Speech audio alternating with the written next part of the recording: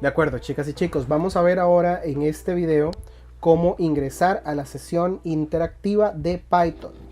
Basta con escribir en la consola de WSL Python 3, Enter, y ya estamos en la consola de Python. Para salir de la consola de Python escribimos exit, paréntesis, Enter, y salimos de la consola de Python.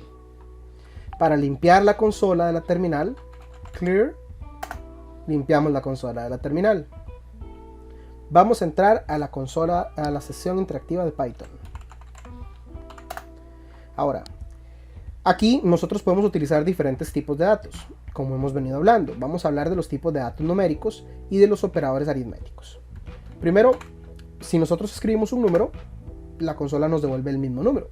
Si nosotros aquí escribimos, por ejemplo, print hola mundo, enter, nos imprime hola mundo. ¿De acuerdo? Vamos a trabajar acá con los operadores aritméticos. Vamos a ver primero el primer operador aritmético, que va a ser el de la suma. 1 más 1, enter, nos da 2. Entonces el símbolo más nos sirve para sumar. 2 menos 1 es un símbolo, es el operador para hacer la resta. Si nosotros hacemos 1 menos 2, vamos a ver que nos devuelve un número negativo. Si nosotros hacemos, por ejemplo, 3 asterisco 3, vamos a multiplicar 3 por 3. Si nosotros hacemos, por ejemplo, 12/4, nos va a dividir 12 entre 4. La división siempre nos va a arrojar un número de punto flotante. 3.0 es un número de punto flotante. Para poder arrojar un número entero tenemos que hacer una división entera. 12 dividido entre 4. Y eso nos va a dar una división entera. ¿Qué pasa si nosotros queremos dividir, por ejemplo, 12 entre 5? 12 entre 5 nos daría 2, pero tenemos un sobrante, porque nos sobran 2.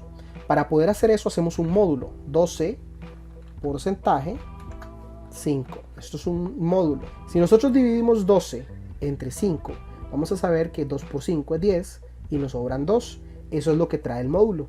Y por eso es que la división entera de 12 entre 5 también es 2. Porque 12 entre 5 da 2 y también sobran 2.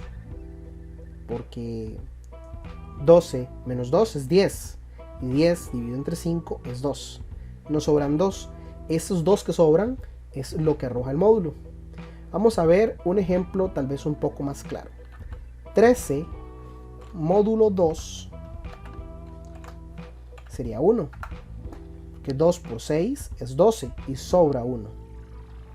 Entonces, ya conocemos la suma, conocemos la resta, conocemos la multiplicación, conocemos la división,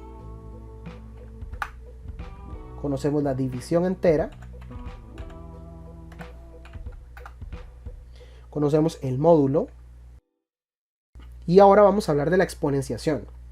Estos operadores, los operadores unarios, que solamente se representan por un solo símbolo, los llamamos así, unarios. También vamos a tener la exponenciación, que este sería un operador binario. Entonces, 2 elevado a la 3 sería 8.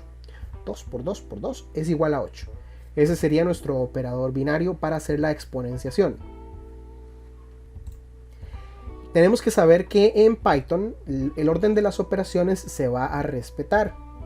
Tenemos que estudiar acá el orden de operaciones a la hora de trabajar con operadores aritméticos. Debemos recordar el acrónimo PEMDAS. La P de PEMDAS va por paréntesis. La E va por exponente. La M va por multiplicación. La D va por división. La A va por adición. La S va por sustracción, o sea, resta. Debemos recordar este acrónimo porque ese va a ser el orden de operaciones con las que vamos a trabajar en Python. Ok.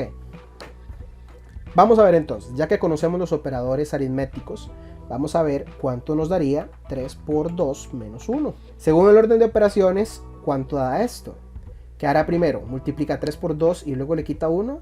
¿O a 2 le quita 1 y luego multiplica 3 por 1? Esto da claramente 5. Porque primero se multiplica y luego se resta. Por el orden de operaciones, PEMDAS. Multiplicación está antes de la sustracción. Entonces siempre se va a ejecutar primero. Pero ¿qué pasa si nosotros hacemos 3 por 2? 3 por paréntesis 2 menos 1. Esto daría 3, porque los paréntesis van primero. 2 menos 1 es 1.